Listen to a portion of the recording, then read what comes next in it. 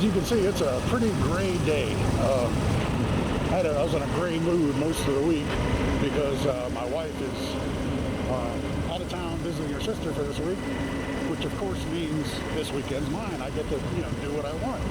Not that I can't do what I want when my wife's with, but I can. There's always a price, right? But yeah, seriously, it's the negotiation, collaboration, of what I want to do, and as long as it dovetails okay with what she wants to do, it's all good. But she's out of town, it's all me. So yeah, I was thinking, I'm going big ride this weekend, big ride, and the weatherman had nothing but doom and gloom for the weekend. It was like 100% chance. Well, it wasn't 100%. Up until yesterday, it was 80% chance of rain and all day.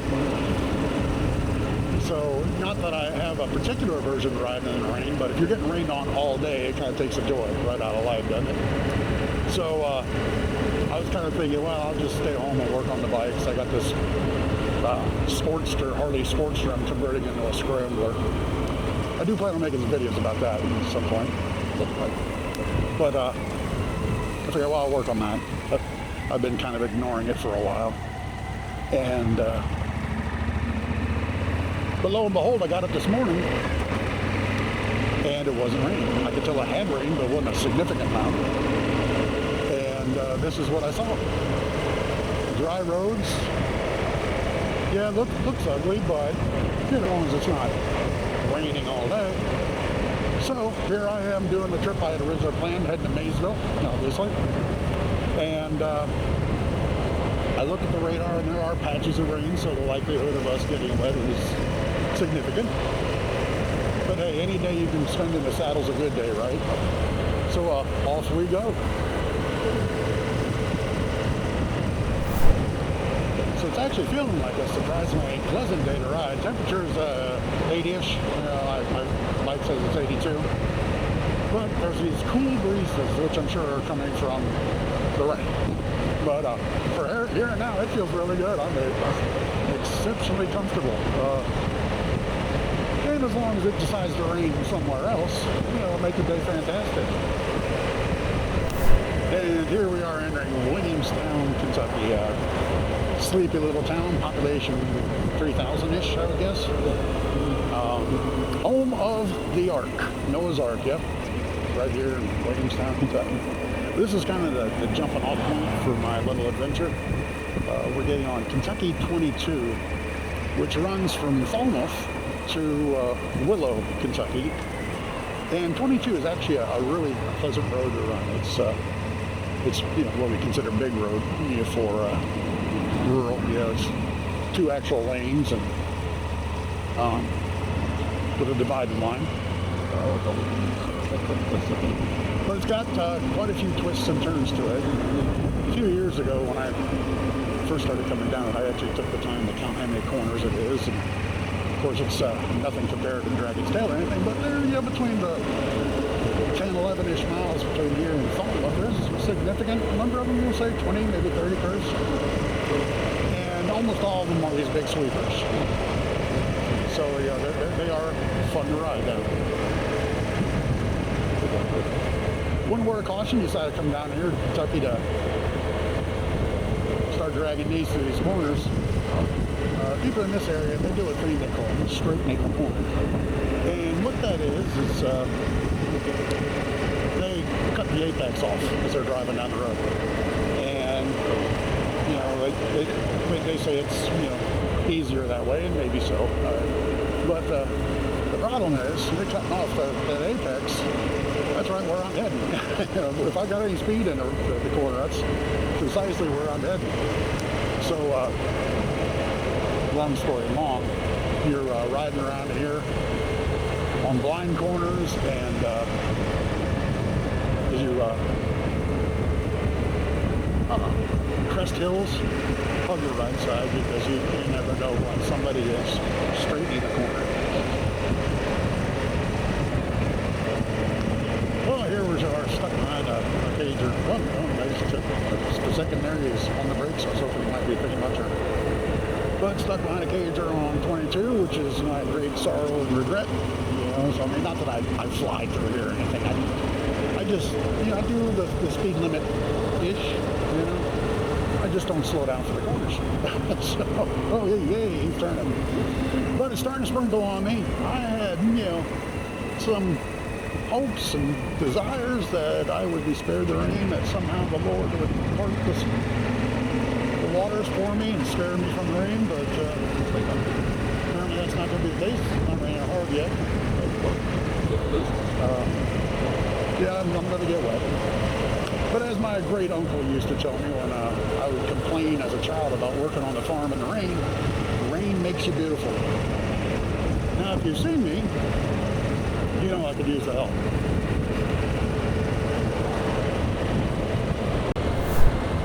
So here we are running across the ridge line, which is essentially what Kentucky 22 does. It follows the ridge closer between Williamstown and Falmouth. The interesting thing about Kentucky is everybody builds on the ridge tops. Well, I shouldn't say everybody. You've heard about some of the flooding down in southeastern Kentucky. But in this area, this is more the hills of Kentucky as opposed to the mountains, if you will. So just make a little corner here. Yeah, I'm following REVER. It's not doing what I said, so from the time I plotted the route on my laptop, imported it here, I had me taking 22 all the way across to essentially Falmouth. I eventually turned here for God knows why, but I can see on the thing it's taking me down to Kentucky 330, which is okay-ish, because that dumps me on the same spot. However, it didn't follow the route that it showed me. Now it is following the pins I dropped. Because I dropped a pin in Williamstown and I dropped a pin in Falmouth. And when it planned the route, it automatically went right down 22, which is the way I wanted to go. But somewhere along the way, between the planning it on my laptop and then importing it on my phone, it changed the route line. Now, in the grand scheme of things, that doesn't matter. I am still going from pin to pin. However, it's the spirit of the matter, right? It showed me I was going to go down 22, which is a great road. I've been on this road a number of times, and it's not as fun. I mean, it's fine, it's pretty, it's okay-ish, but it's not quite as fun. So that's kind of one of the niggles that I have with REVER. It kind of just does what it wants as opposed to what it tells you it's going to do. So I guess it is what it is. Maybe I'll just be more specific with my pin drops. But one of the things that irritates me about REVER with all the pins is when you reach a pin, you get this message, you have arrived at your destination. It's not my destination, it's a dang pin, right? I mean, come on, right? This day and age, the software, it can't tell there's another pin immediately after. Clearly, it's not my destination. Small thing, I'm being overly critical, I know, but it's the little things ultimately. Because let's face it, folks, there are a lot of nav apps out there. I've tried most of them, I really have. At some point in a not too distant future, I'm going to do a all-encompassing video on all the nav apps. I bought them so you don't have to, right? And I'll give my overall opinion and tell you which one I think is best. But when you're up against that kind of competition, it's those little niggles that, might make you decide you don't want to give them your business. And when considering there are so many other really good navigation apps out there, it makes sense. Now, having said that, the reason I've given REVER, oh my goodness, I don't know, 20, 25 tries, is the front end, the planning portion of it, I really, really like. I like the way it looks. I like the information it gives. I like how it displays everything and shows your past rides, all that stuff. I like that. And it's because of that front end that I've been giving it a lot more chances than I normally would. So I'm going to try a little bit different content with this video than what I typically do. Now for this segment, I'm going to give you what heretofore has been my default format, if you will. And it's me riding down the road, looking at the lovely Kentucky scenery, and a running dialogue, telling you about what's on my mind. And usually what's on my mind is specific to riding. The roads, the routes, the bikes, the software, and just my insight on it. And occasionally I'll wander into other nebulous topics. But in a nutshell, it's me rambling. And my wife has told me, and my daughter too, so they might both be lying, but they told me that I'm actually interested in listening to it, as I said, and I just pontificate, if you will. So that's what I had been doing. And granted, I have uploaded exactly 0 of those videos so far. I'm polishing and figuring out how to use Adobe Premiere. But at some point, finish or not, I'm going to post them. And if you're, I shouldn't say if you're lucky, if I'm lucky enough that you actually start at the beginning and work your way back, you'll see what I mean. If not, here is your small dose of yogi pontificate. Okay, I just turned on that Kentucky 330, and this is a road I take often. It's reasonably scenic. It's high summer right now, so everything's overgrown, so it's not as scenic as it typically is. You know, in the spring and fall, there's stuff on the sides, it just dies back, or is dead. You know, in the fall it dies, in the spring it's not yet regrown, so you can see really well. But it's a pleasant enough road. It's smooth, it's open, it's got the double yellow. I like the double yellow. And as I said, I like the double yellow for the accident investigation. You know, some nitwit shortens a corner, or straightens a corner rather, and clips me. I got a double yellow on my side. And I got video and GPS data to demonstrate that I wasn't being a hooligan. Hopefully I wasn't. You know, I'm not usually. But I ascribe to the probably foolish assumption that people will stay on their side of the road. And all too often humanity leaves me disappointed because they don't. Now we're traveling through lovely Falmouth, Kentucky. And for the first 2 years I lived here, I didn't know how to pronounce it. The way it's spelled. You know, it's phonetic, so it's spelled or pronounced just like it sounds. Or spelled just like it sounds, I guess, as well. But in any case, we kept calling it Foulmouth, F-A-L, mouth. It's Falmouth. In true Kentucky fashion. They have an interesting way of speaking here. It's not a thick accent, really.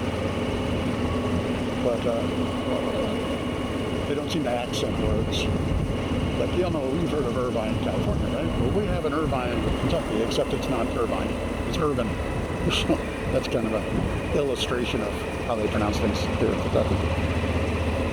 Or Madrid, you know, is it Madrid, Spain? Not here. It's Madrid. But to be fair, I noticed they do that in Missouri, too. Or Missouri, if you're a local or resident or whatever.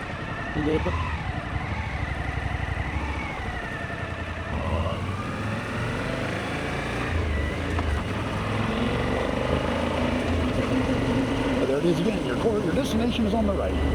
It's not my destination. I wanted to get on 22, cross this bridge, and keep on going down 22. There is another pin after it.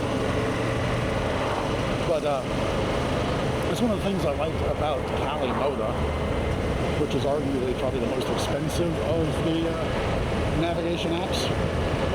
I think it's like $80-ish a year.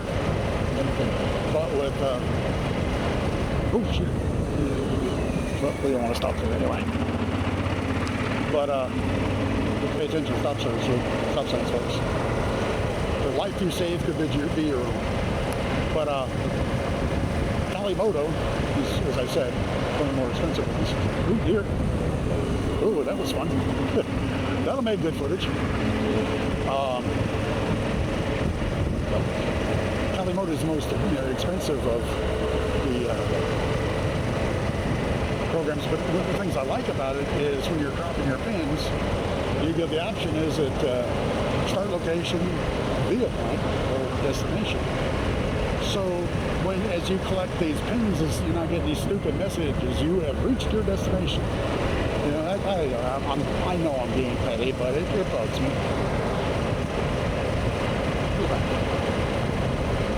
Another X against REVER. Not a significant one, but it's a niggle. It's bugging me. So when I stopped at the gas station so I could answer a couple of texts from my wife, the screen rotated. You know, and I plugged it back on the mount, figuring it'll be fine. It'll rotate back. You know, when it's horizontally, it was still displaying the information vertically. Big deal? No, not at all. It's really not a big deal. However, none of the other apps have ever done that. So I drove, I don't know, 5-ish miles, and it still hasn't rotated back. So I decided I'm going to fix this because this bug is bugging me. So I pull over middle of nowhere, lovely Kentucky nowhere, and it will not rotate back. And I'm contemplating exiting the program and going back in, but I'm like, no, you know, I shouldn't have to do that. It should rotate itself. So this is officially going in the books as a X mark for REVER. Again, huge? No, not at all. But also, again, when there's so many quality programs out there, navigation software out there, that you don't have those problems with, why put up with it? Well, because I like the damn front end. I like the front end in this thing, and I really want it to do well, but it's ticking me off. So, onward. Okay, folks, we stopped at some quaint little church. I did not even see a sign for it. I'm just outside of Willow, Kentucky, but it's a pretty spot for this church, up on top of the hill, got the ridge and all that. Yeah, it's a nice place. So, obviously I've corrected the camera, and I have corrected REVER. I had to end the trip, restart it, but we're going to find out how intuitive it is. I mean, I can't really tell, and I'm not sure how to go in there and delete waypoints. I was tinkering with it for about 10 minutes, sitting there on the side of the road, trying to figure out how to delete the previous waypoint so it didn't try to turn me around. So I just got to keep driving and see what it does, see if it's smart enough to figure out that I don't want to go back that way, I want to go this way. So let's see. Let's change your ride mode, Doc.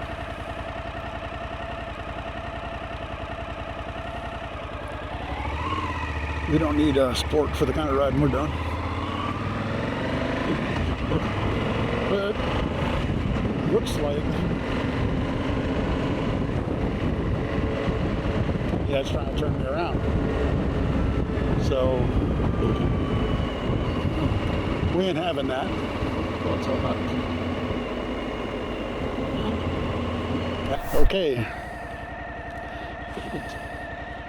Skipping waypoints was able to put me back on track. But, yeah, I don't know. Maybe I'm being overly persnickety. But, yeah, I'm kind of expecting a little bit of intuitiveness, you know? Because I'm here to tell you that YogiModo for sure. I've done it. To figure out that you want to continue on, missing the waypoint either wasn't an accident or you no longer want to go there. It takes it a couple of minutes, but you figured it out. It just goes ahead and flips on to the next waypoint. Whereas REVER, as I said, it's like a dog with a bone. It will not let it go. And another thing I don't like about REVER is I have yet to figure out how to just drop a pin. If I'm on my phone, I mean, it's easy enough when you're on the website, but when I'm on my phone, I cannot figure out how to drop a pin. Now, to be fair, I didn't try real hard. I was running low on fuel, and I was out in the middle of nowhere, and I was like, well, I better go guess. You know, so I wasn't exactly sure where I was. I knew in broad terms, but you know, just I didn't want to keep wandering and potentially run out of fuel. So I opened it, cap up, strolled over to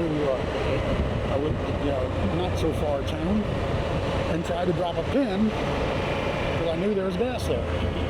And I just couldn't do it. Opened up Detect, which Detect is my go-to app. It's the one I've been using for years. And it's not perfect, but it's very, very good. And it works every time, all the time. And you never, ever once had an issue with it. So, yeah, there's history. I went with what I knew. And you may ask yourself, well, if you've been using REVER or Detect rather for years, why are you spending all this money on these new nav apps? It's because I'm an idiot. I'm never happy with what I have. I'm always looking for something better, cooler. And because there are a few little niggles that I don't care for Detect. Not a single one of them is actually bad. The UI is all black and orange, which is fine. I like black and orange. But it's kind of a bit boring. Like I said, when you look at REVER, it's pretty, So, for no better reason than I like the looks. And the other thing I don't like with Detect is trying to find services. If you're looking for a gas station or a restaurant or whatever, what Detect does, it puts these little icons automatically. And you have to be zoomed in pretty good to see the icons for once. And yeah, I'm getting closer to dark clouds, man. Been extremely lucky so far. Been riding, I'm not terribly far from Maysville now, about an hour. And I've been sprinkled on once. Never more than a sprinkle. So I've been exceptionally blessed. If I'm able to make it through the day without getting soaked, I'll be impressed. I am increasingly thinking that's not going to happen. But when I get to Maysville, I'm going to stop there for a bite, and we'll see what we see. I'll check the radar, and I might hang out for a bit if that'll allow the rain to pass, or I'll just head on back and get rained off.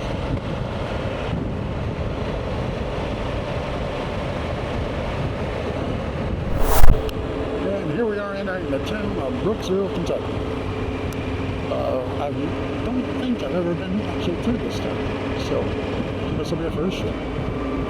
I'll know for sure once I see Main Street, but I don't think so. I've done a lot of wandering over the years all over Kentucky. I had this marathon set up as a stop because my assumption was that I would be driving non-stop there. But as it turns out, I had a problem with the camera malfunction, and I had a REVER malfunction, which is nothing to do about.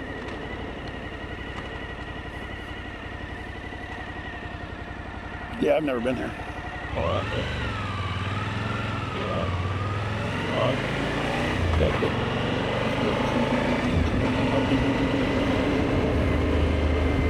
So let's check out the town.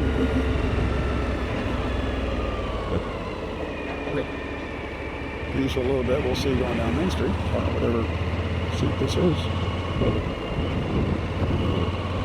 It's the main thoroughfare through town. I couldn't tell if it's Main Street or not.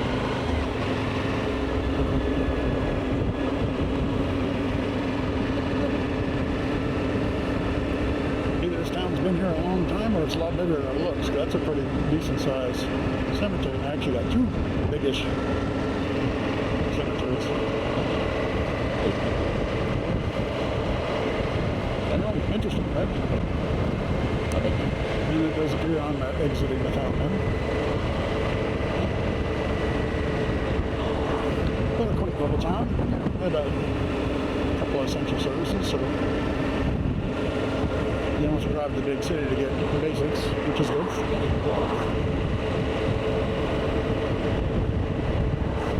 Okay, real close to it right now. It's right over there, and in fact, I can feel a light mist coming from it.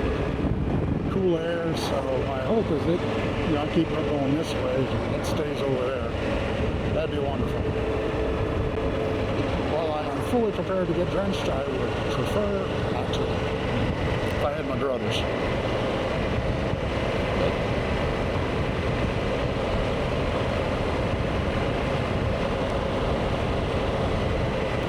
And now the mist has changed from a mist to the occasional drop.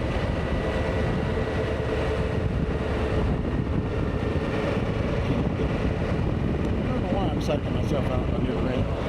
It's because these tires, and so I haven't developed confidence in them. I mean, intellectually, I know we're totally fine. You know, there's enough reviews and reports that, wow, it's pouring over there. You can see the haze of it coming down.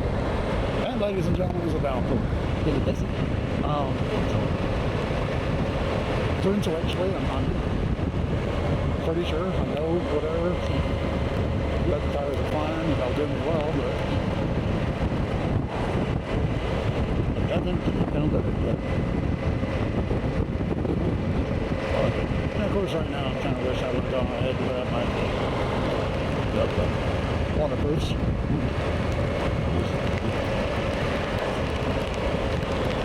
Because, yeah, it may be hot, and enjoying being cold, but I'm being wet. It is what it is, I guess.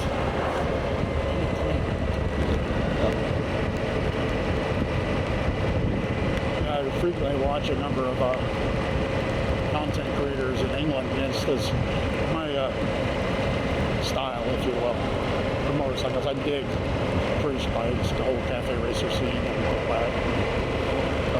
I like those types of bikes, and so I watch that kind of content.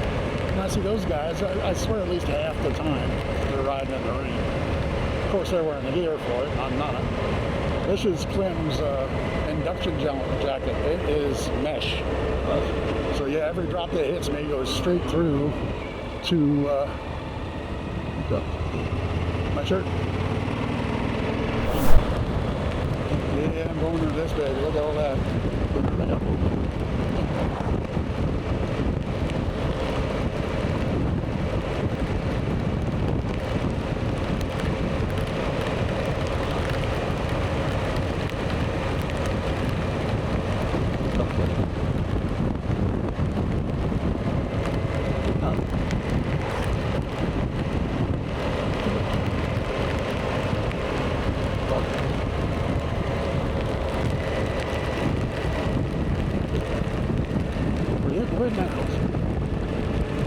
Turn on the fog lights just so a little better scene.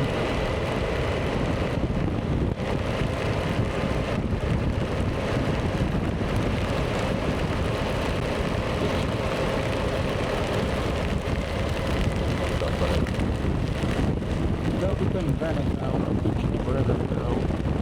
As a gas station, if we do it, I would get out of the ring for sure.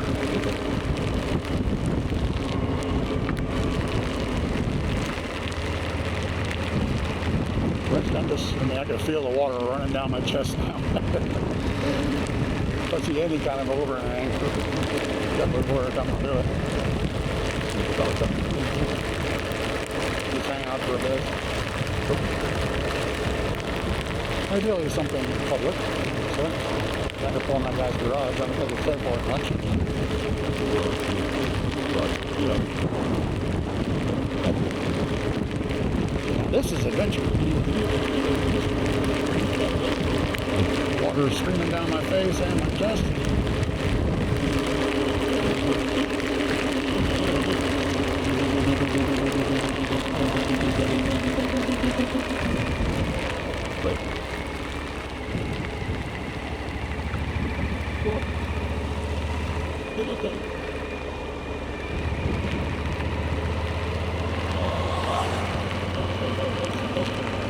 So yeah, desperately looking for some place to pull into.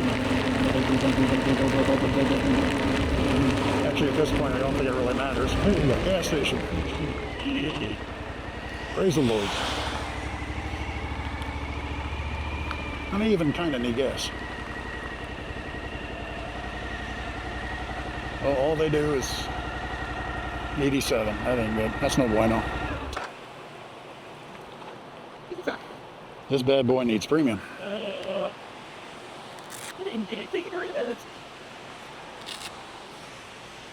So, I'm gonna take a break. Hopefully the rain will pass a little bit. We'll check back. Okay, the storm has largely passed. Well, I shouldn't say the storm. This little piece of it.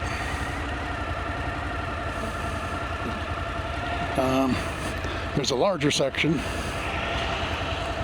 hot on its heels.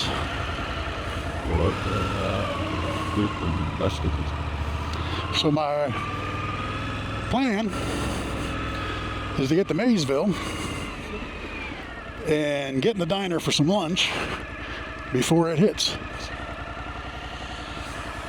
We'll see how that works out.